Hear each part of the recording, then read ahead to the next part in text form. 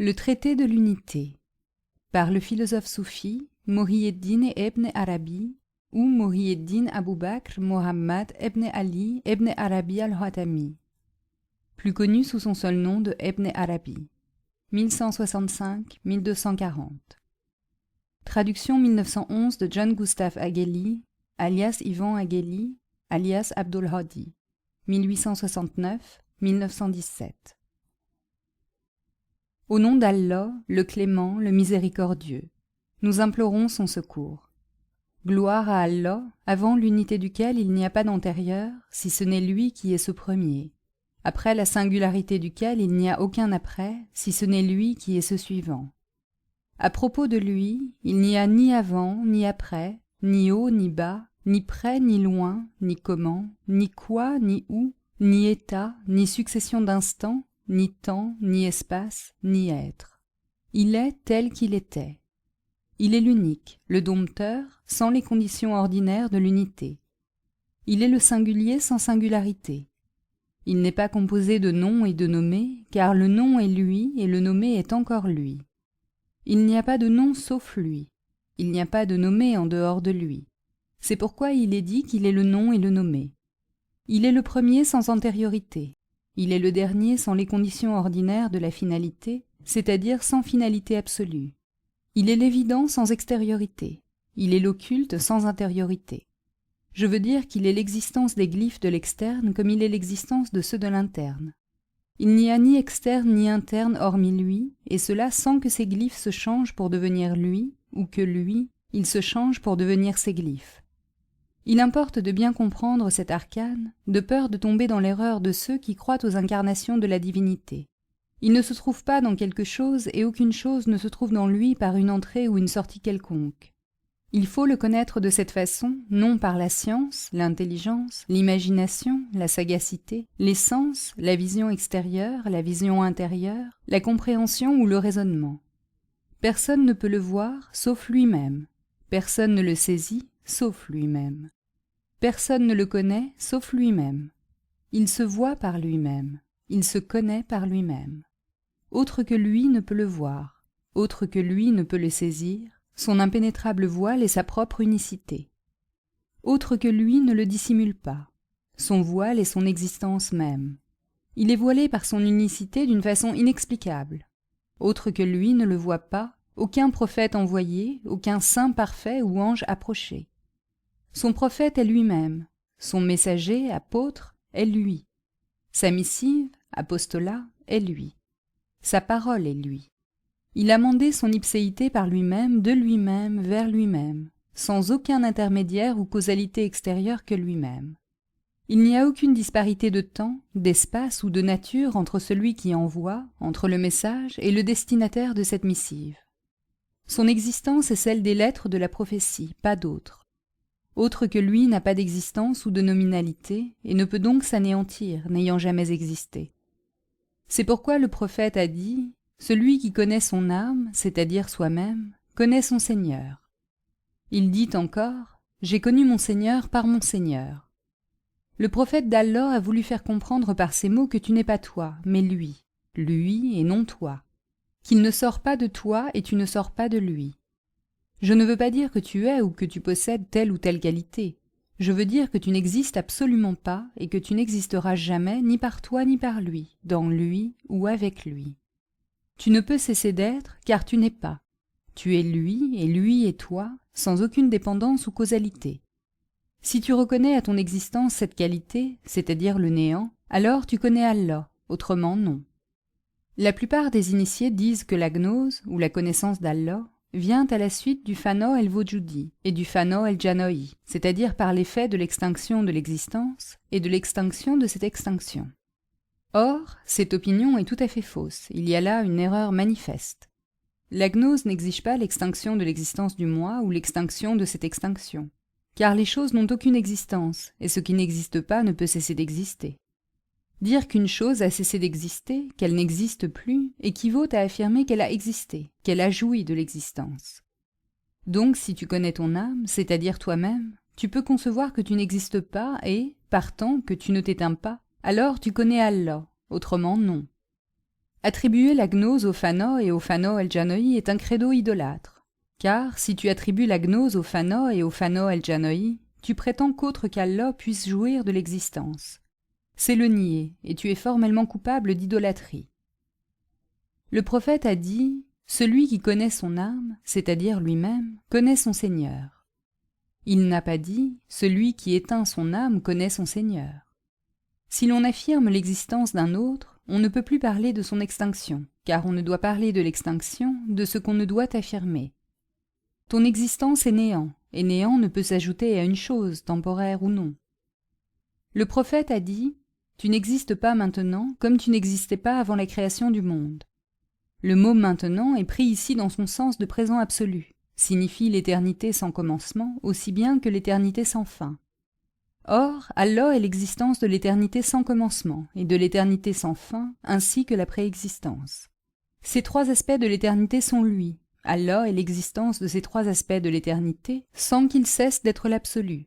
S'il n'en était pas ainsi, sa solitude ne serait pas. Il ne serait pas sans partenaire.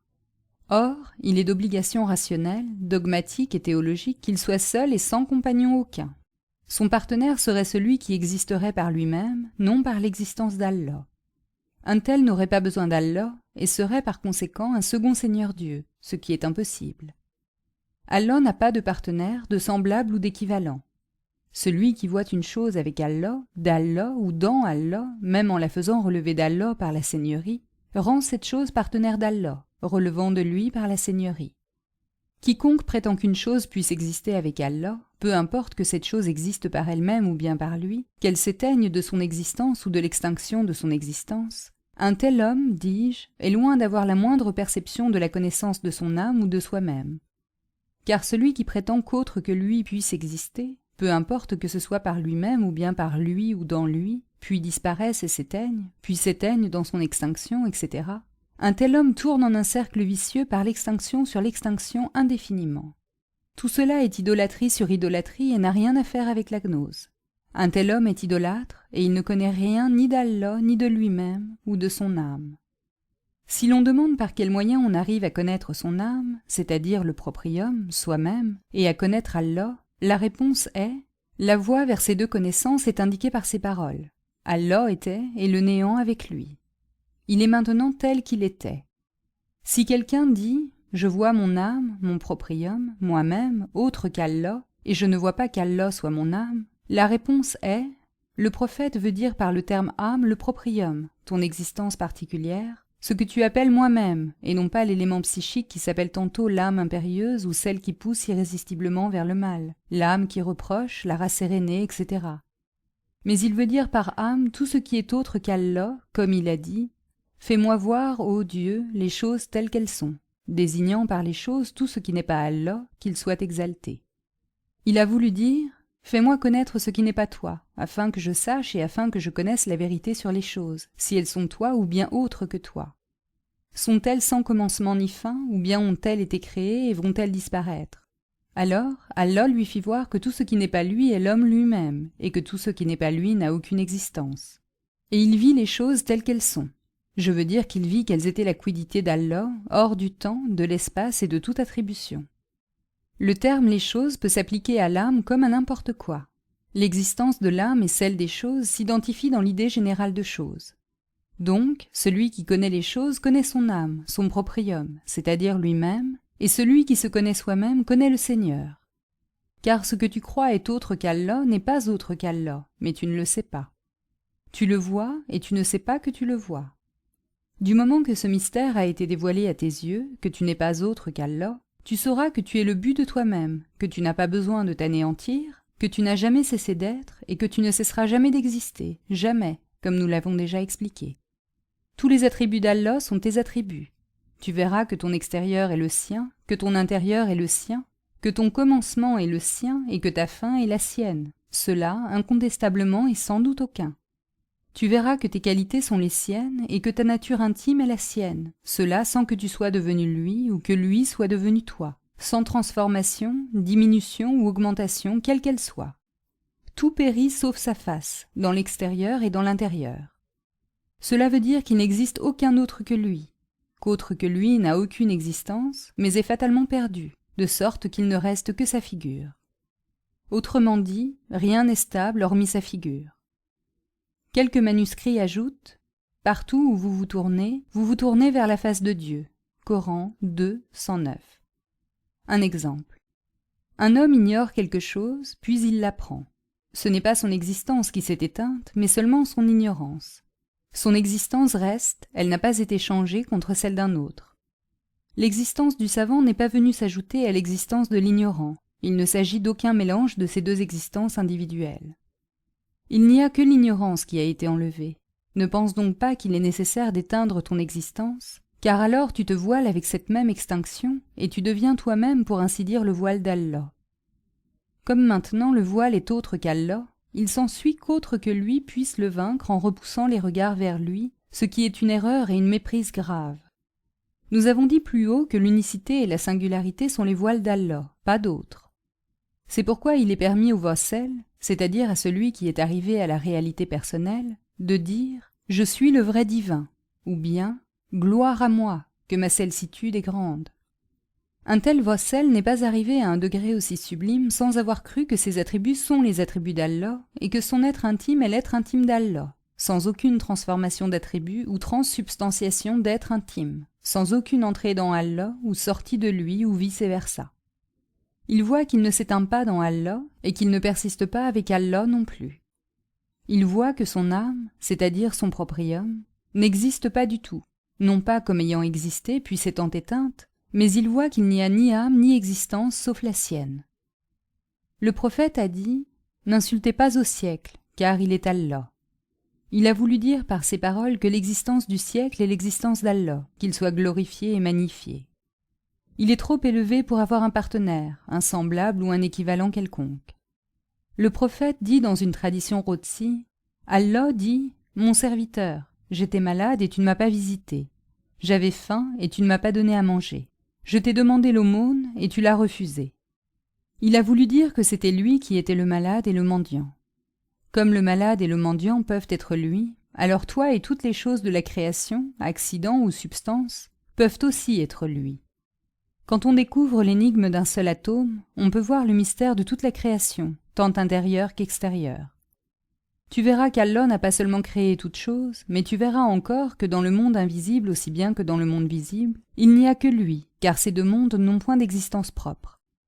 Tu verras qu'il n'est pas seulement leur nom, mais aussi celui qui les nomme et celui qui est nommé par eux, ainsi que leur existence. Tu verras qu'il n'a pas seulement créé une chose une fois pour toutes, mais tu verras qu'il est tous les jours en l'état de créateur sublime. Coran 55-29, par l'expansion et l'occultation de son existence et de ses attributs en dehors de toute condition intelligible. Car il est le premier et le dernier, l'extérieur et l'intérieur. Il paraît dans son unité et se dissimule dans sa singularité. Il est du premier et du dernier, de l'extérieur et de l'intérieur, comme l'existence de ses glyphes est lui. Il est son nom. Il est celui qui est nommé. Comme son existence est fatale, logique et dogmatique, de même est fatale la non-existence de tout autre que lui. Ce que nous pensons être autre que lui n'est pas, au fond, une bi-existence, car son existence à lui signifie qu'une bi-existence n'existe pas, sans quoi cette bi-existence serait son semblable.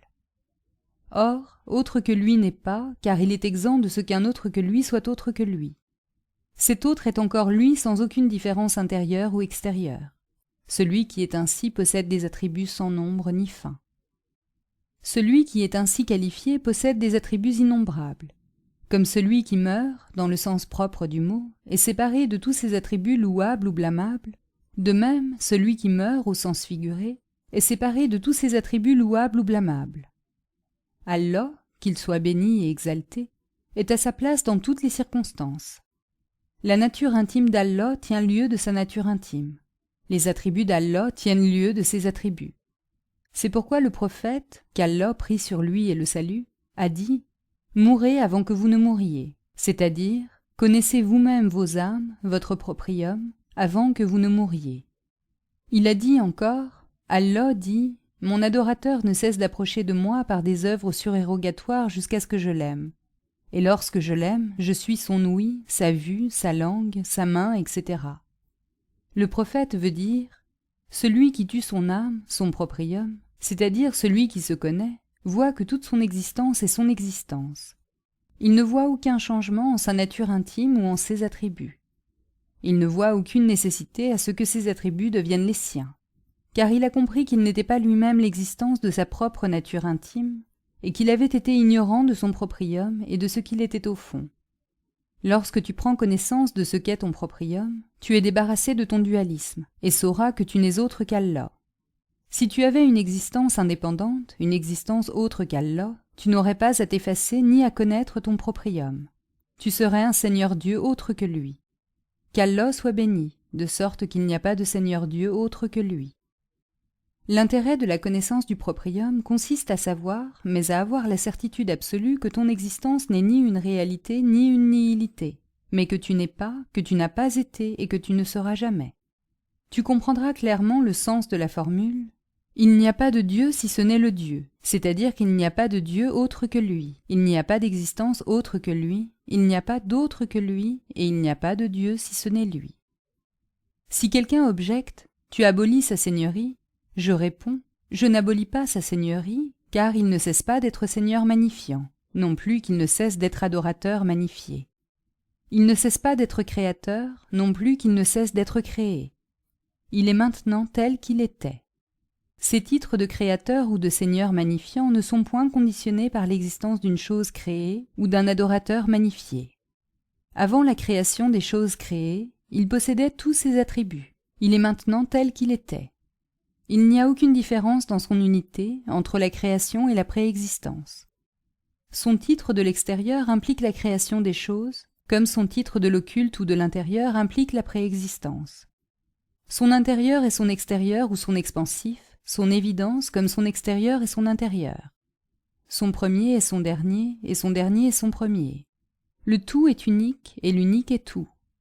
Il est qualifié, tous les jours il est en l'état de créateur sublime. Rien autre que lui n'était lui. Il est maintenant tel qu'il était.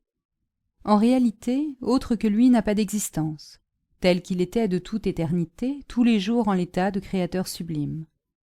Il n'y a aucune chose avec lui et aucun jour de création à l'exclusion d'un autre, comme il n'y a dans la préexistence de choses ni de jours, car l'existence des choses ou leur néant est tout un. S'il n'en était pas ainsi, il aurait fallu la création de quelque chose de nouveau qui ne fût pas compris dans son unicité, ce qui serait absurde. Son titre de l'unique le rend trop glorieux pour qu'une pareille supposition fût vraie. Lorsque tu peux voir ton proprium ainsi qualifié sans combiner l'existence suprême avec un adversaire, partenaire, équivalent ou associé quelconque, alors tu le connais tel qu'il est, c'est-à-dire tu le connais réellement. C'est pourquoi le prophète a dit « Celui qui connaît son proprium connaît son Seigneur ». Il n'a pas dit « Celui qui éteint son proprium connaît son Seigneur ». Il sut et il vit qu'aucune chose n'est autre que lui. Ensuite, il dit que la connaissance de soi-même et du proprium de son âme, c'est là la gnose ou la connaissance d'Allah. Connais ce que c'est que ton proprium, c'est-à-dire ton existence. Connais qu'au fond tu n'es pas toi, mais que tu ne sais pas. Sache que ce que tu appelles ton existence n'est en réalité ni ton existence ni ta non-existence. Sache que tu n'es ni existant ni néant, que tu n'es pas autre qu'existant ou autre que néant. Ton existence et ta nihilité constituent son existence absolue, telle que l'on ne peut ni doit discuter si elle est ou si elle n'est pas. La substance de ton être ou de ton néant est son existence. Donc, lorsque tu vois que les choses ne sont pas autres que ton existence et la sienne, et lorsque tu peux voir que la substance de son être et ton néant dans les choses, sans toutefois voir quoi que ce soit avec lui ou dans lui, alors tu connais ton âme, ton proprium. Or, se connaître soi-même d'une telle manière, c'est là la gnose, la connaissance d'Allah, au-dessus de tout équivoque, doute ou combinaison d'une chose temporaire avec l'éternité, sans voir que l'éternité, ou par elle ou à côté d'elle, autre chose que l'éternité.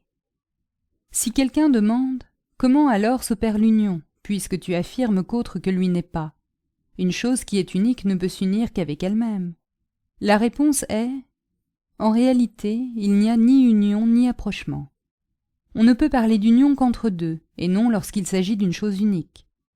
L'idée d'union ou d'arrivée comporte l'existence de deux choses, analogues ou non. Analogues, ils sont semblables. S'ils ne sont pas analogues, ils se font opposition. Or, Allah, qu'il soit exalté, est exempt de tout semblable ainsi que de tout rival, contraste ou opposant. Ce qu'on appelle ordinairement union, proximité ou éloignement ne sont point tels dans le sens propre du mot.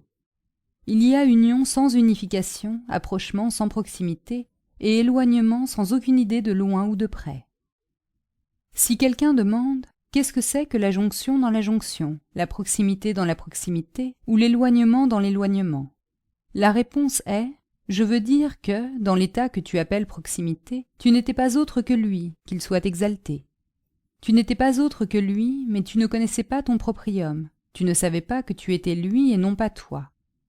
Lorsque tu arrives à Allah, c'est-à-dire lorsque tu te connais toi-même, sans les lettres de la connaissance, tu connaîtras que tu es lui, et que tu ne savais pas auparavant si tu étais lui ou non. Lorsque la connaissance te sera arrivée, tu sauras que tu as connu Allah, non par toi-même. Prenons un exemple. Supposons que tu ne sais pas que ton nom est Mahmoud, ou que tu dois être appelé Mahmoud, car le vrai nom et celui qui le porte sont, en réalité, identiques. Or, tu t'imagines que tu t'appelles Mohammed. Mais après quelque temps d'erreur, tu finis par savoir que tu es Mahmoud et que tu n'as jamais été Mohammed. Cependant, ton existence continue comme par le passé, mais le nom Mohammed est enlevé de toi. Cela est arrivé parce que tu as su que tu es Mahmoud et que tu n'as jamais été Mohammed. Tu n'as pas cessé d'être Mohammed par une extinction de toi-même, car cesser d'exister suppose l'affirmation d'une existence antérieure. Or, qui affirme une existence quelconque hormis lui, donne un associé à lui, qu'il soit béni et que son nom soit exalté.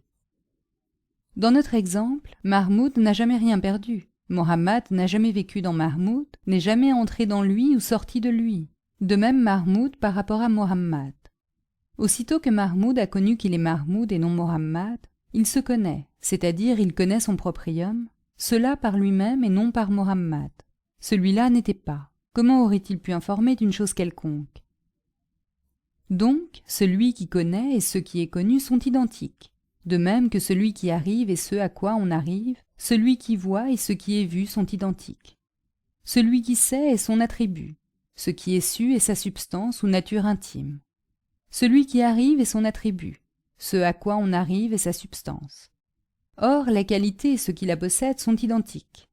Telle est l'explication de la formule « Celui qui connaît son Seigneur ». Qui saisit le sens de cette similitude comprend qu'il n'y a ni union, jonction ou arrivée, ni séparation. Il comprend que celui qui sait est lui, et que ce qui est su est encore lui. Celui qui voit est lui, ce qui est vu est encore lui. Celui qui arrive est lui, ce à quoi on arrive dans l'union est encore lui. Aucun autre que lui ne peut se joindre à lui ou arriver à lui. Aucun autre que lui ne se sépare de lui. Quiconque peut comprendre cela est tout à fait exempt de la grande idolâtrie. La plupart des initiés qui croient connaître leur proprium ainsi que leur Seigneur et qui s'imaginent échapper aux liens de l'existence, disent que la voie n'est praticable ou même visible que par l'extinction de l'existence, et par l'extinction de cette extinction. Ils ne dogmatisent ainsi que parce qu'ils n'ont point compris la parole du prophète, qu'Allah prie sur lui et le salue.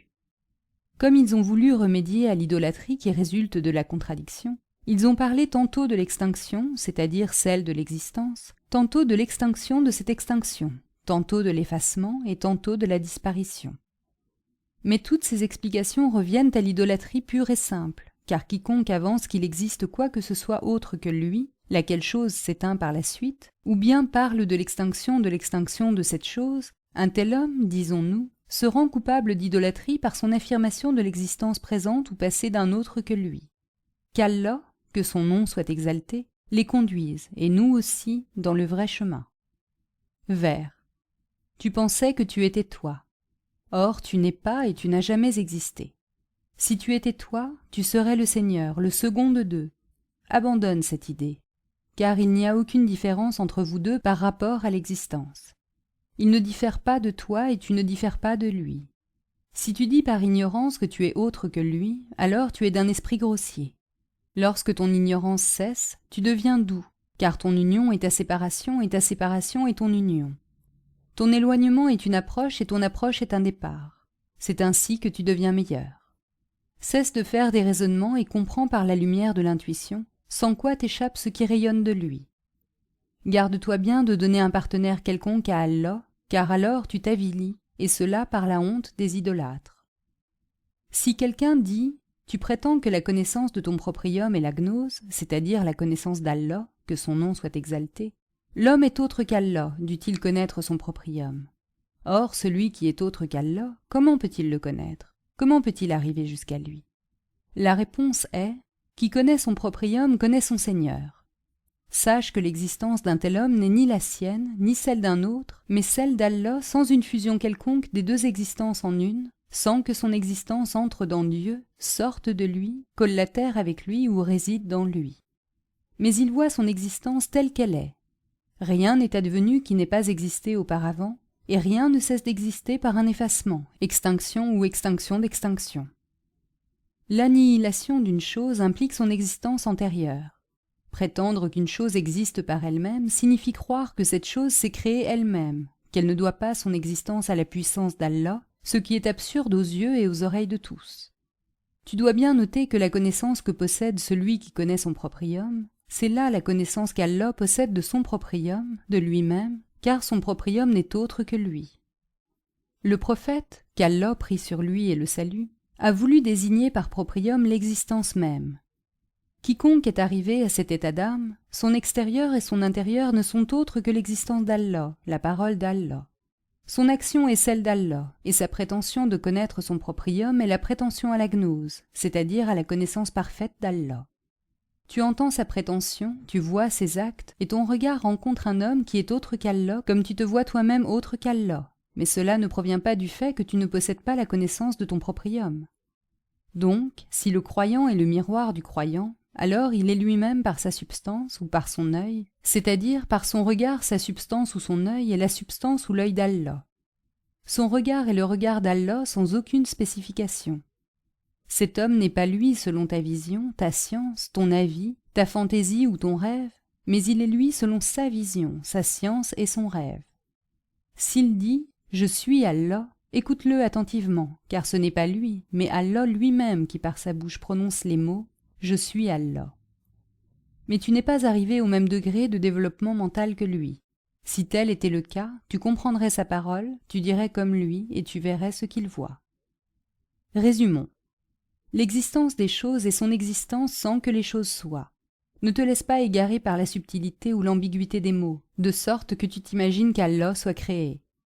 Certaine initiée a dit « Le soufi est éternel », mais il n'a parlé ainsi que depuis que tous les mystères lui ont été dévoilés et que tous les doutes ou superstitions ont été dispersés.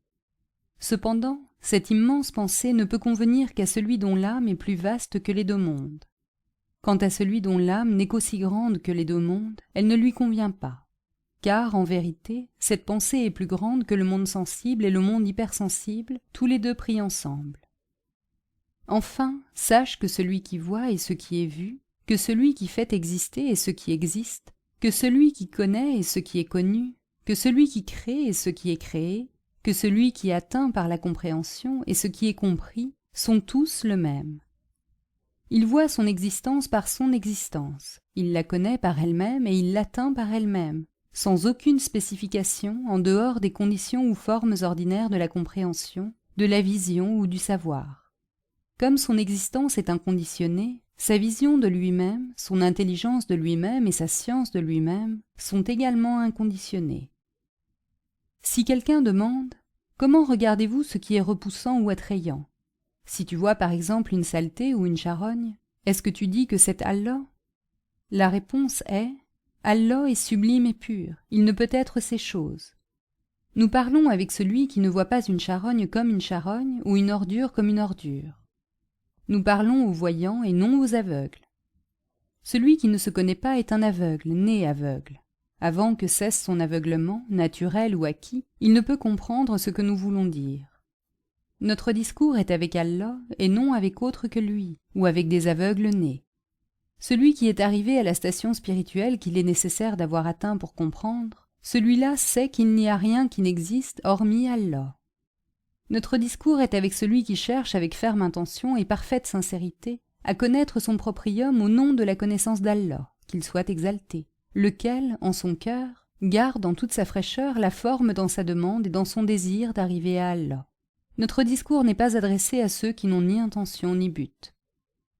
Si quelqu'un objecte, Allah, qu'il soit béni et saint, a dit Les regards ne peuvent l'atteindre, mais lui, il atteint les regards. Coran 6, 103. Toi, tu dis le contraire. Où est la vérité? La réponse est: tout ce que nous avons dit revient à la parole divine. Les regards ne peuvent l'atteindre, c'est-à-dire ni personne, ni les regards de qui que ce soit ne peuvent l'atteindre. Si tu dis qu'il y a dans ce qui existe un autre que lui, tu dois convenir que cet autre que lui puisse l'atteindre. Or, dans cette partie de sa parole arabe, les regards ne peuvent l'atteindre, Allah avertit le croyant qu'il n'y a pas un autre que lui. Je veux dire qu'un autre que lui ne peut l'atteindre, mais celui qui l'atteint, c'est lui, Allah, lui et aucun autre. Lui seul atteint et comprend sa véritable nature intime, pas un autre. Les regards ne l'atteignent pas, car ils ne sont autre chose que son existence. À propos de celui qui dit que les regards ne peuvent l'atteindre, car ils sont créés, et le créé ne peut atteindre l'incréé ou l'éternel, nous disons que cet homme ne connaît pas encore son proprium. Il n'y a rien, absolument rien, regard ou autre chose, qui existe hormis lui, mais il comprend sa propre existence sans toutefois que cette compréhension existe d'une façon quelconque. Vers. J'ai connu mon Seigneur par mon Seigneur sans confusion ni doute. Ma nature intime est la sienne, réellement, sans manque ni défaut. Entre nous deux, il n'y a aucun devenir, et mon âme est le lieu où le monde occulte se manifeste. Depuis que je connus mon âme sans mélange ni trouble, je suis arrivé à l'union avec l'objet de mon amour sans qu'il y ait plus de distance entre nous, ni longue ni courte. Je reçois des grâces sans que rien descende d'en haut vers moi, sans reproche et même sans motif. Je n'ai pas effacé mon âme à cause de lui, et elle n'a eu aucune durée temporelle pour être détruite après. Si quelqu'un demande, tu affirmes l'existence d'Allah et tu nies l'existence de quoi que ce soit hormis lui. Que sont donc ces choses que nous voyons? La réponse est: ces discussions s'adressent à celui qui ne voit rien hormis Allah. Quant à celui qui voit quelque chose hormis Allah, nous n'avons rien avec lui, ni question ni réponse, car il ne voit que ce qu'il voit. Tandis que celui qui connaît son proprium ne voit pas autre chose qu'Allah en tout ce qu'il voit. Celui qui ne connaît pas son proprium ne voit pas Allah, car tout récipient ne laisse filtrer que de son contenu. Nous nous sommes déjà beaucoup étendus sur notre sujet. Aller plus loin serait inutile, car celui qui n'est point fait pour voir ne verra pas davantage au moyen de nos efforts. Il ne comprendra pas et ne pourra atteindre la vérité. Celui qui peut voir, voit, comprend et atteint la vérité d'après ce que nous avons dit. À celui qui est hyperconsciemment arrivé, il suffit d'une légère indication pour qu'à cette lumière il puisse trouver la vraie voie, marcher avec toute son énergie et arriver au but de son désir avec la grâce d'Allah. Qu'Allah nous prépare à ce qu'il aime et agrée en fait de paroles, d'actes, de science, d'intelligence, de lumière et de vraie direction. Il peut tout, et il répond à toute prière par la juste réponse. Il n'y a de moyens et de pouvoir qu'auprès d'Allah, le Très-Haut, l'Immense. Qu'il prie sur la meilleure de ses créatures, sur le prophète, ainsi que sur tous les membres de sa famille. Amen.